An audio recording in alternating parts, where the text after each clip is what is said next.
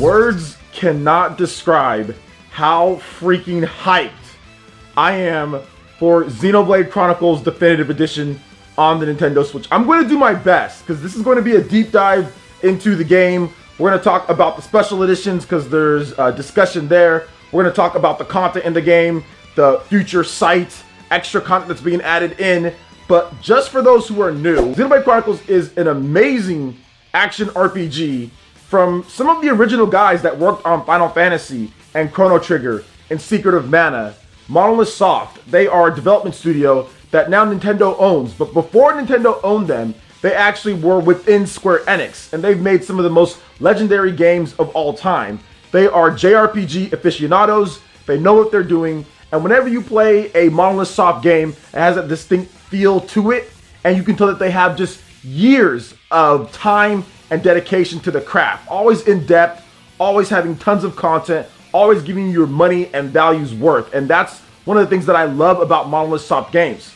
And with Xenoblade Chronicles Definitive Edition, many people feel that this is their best work of all time. This is their best rated game after they split in terms of from Square Enix. This is their best rated game of all time. It's one of their best selling games of all time. And it's going to be a game that's being remade completely. And when I say remake, I mean remake on the Nintendo Switch. Not a remaster, not a port, not a retelling, but a remake of the original with extra added content. Now, I own pretty much every Xeno game ever. I have all of them. We can just kind of go through. I mean, here is the special edition, which we'll talk about with the special edition. Here is this one here for Xenoblade Chronicles 2.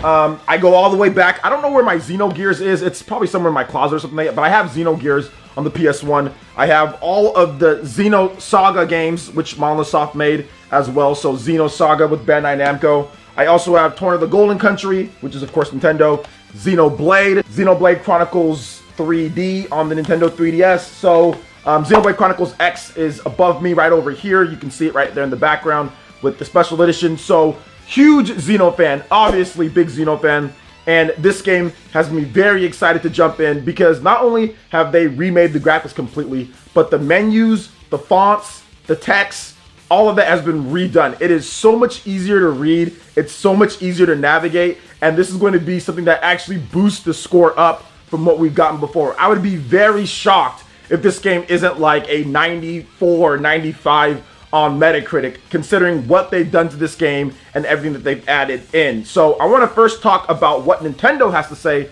about the game, and then we'll get into more of the finer points about this game and kind of deep dive into it here. So Nintendo actually released a brand new trailer. There was the Nintendo Direct Mini that went down, which dated the game. The game is set for release on May 29th, 2020. So the retailer listings were correct, and we will talk about the special editions right after I'm done with this here. So here is an overview. Quote, join the fight between man and machine in the definitive edition of this critically acclaimed RPG. Discover the origins of Shulk as he and his companions clash against seemingly unstoppable mechanical menace. Wield a future-seeing blade, chain together attacks, and carefully position your party members in strategic, real-time combat as you journey across a massive world.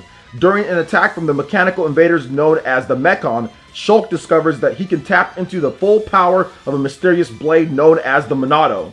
With the mighty Monado in hand, Shulk sets out to defeat the Mechon once and for all. In addition to the Mechon, you'll run into wildlife that ranges from docile to deadly. Keep an eye out on what attracts monsters' attention to avoid unwanted conflict. Or try your hand at bringing down an ultra-powerful, unique monster, which unique monster raids in this game are a completely different thing that we're going to have to discuss in terms of how awesome that's going to look, because some of these monsters are like as big as the screen. So yeah, that's going to be hype. Now upgrade your party as you progress through the adventure by selecting equipment, enhancing weapon skill, and using benefit-granting gems. Put your dependable companions to work by filling the party guards to trigger a chain attack and attack enemies in quick succession. So you guys are checking out this gameplay. You guys are checking out some of this content here. And like I discussed, like the deep dive that we're going to go into is really just how faithful this recreation is. If you look at that trailer, you look at some of the comparison shots and everything like that, it's like they animated them and they put them in the same exact spots, but it's just so completely different looking on top of all of the added bonuses in terms of the menus and the fonts and everything, it just creates a completely fresh and unique experience. And this is coming from somebody who's beat the original game, all right? I beat the original game on the Wii. I actually played it again on the Wii U. So I have the downloaded Wii version of that on the Wii U. I beat the game also on the Nintendo 3DS, the new Nintendo 3DS to be exact. So I beat it on all the different platforms 3 separate times when it comes down to the original game. And I'm looking at this and I still can't believe, like, yo, this is actually Xenoblade Chronicles, because they took that base and they've made it looking so much better, but the new content being added in. I think that, to me, the fact that you get the full game, plus they're adding that future sites or future connected content in as well, that is the Bionis' shoulder, which was cut from the original game. We saw that back when they first showed the game. We did see that area, and it ended up not making it in. But they said, let's go ahead and add that in to this one here. Has me extremely excited to see how that's going to all play out and what's going to be inside there, because it's recreated so nice, and the combat is recreated so well in this one here with the fonts and the text. It's just going to be a joy to play, because I'll be honest here, playing that game sometimes with how the 480p SD, it was just kind of blurry at times, and especially on the Nintendo 3DS, I mean, that was even tougher. I mean, they did their best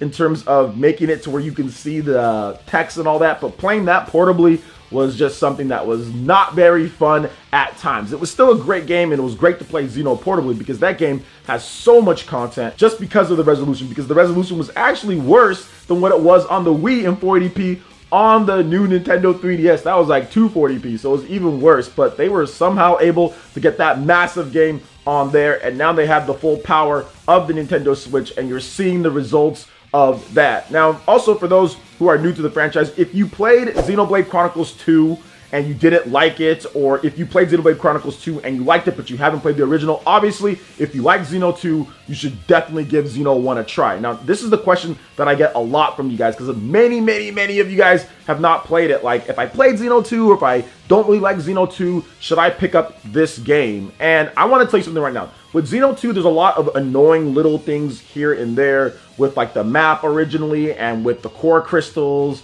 and with the blades and all that. Xeno 1 doesn't have any of that. It has a pretty good map system from the get-go. It has no blade system. You just use your party members. Now, the combat is similar in terms of how it works, and some of the arts and the skills and the chain attacks. There's a lot of similarities, but Xeno 2 has its own style, and it's definitely more advanced and confusing for people who've never played a Xeno game. Xeno 1 is more basic, and then it gets more in-depth and more in-depth as you unlock new arts and skills and get new party members. So even if you don't like Xeno 2, you might play Xeno 1 and find more of the simplistic nature of some of the combat elements, especially starting out, to be much better. And they have a way better tutorial as well in terms of that. Now, if you played Torn of the Golden Country and you love that game, but somehow you don't like Xeno 2, then you should definitely pick up Xeno 1. That is something to where they simplified things, they made it easier. To me, it feels like a natural progression from Xeno 1 to Xenoblade Chronicles 2 Torn of the Golden Country, because of the no core crystals, because of not worrying about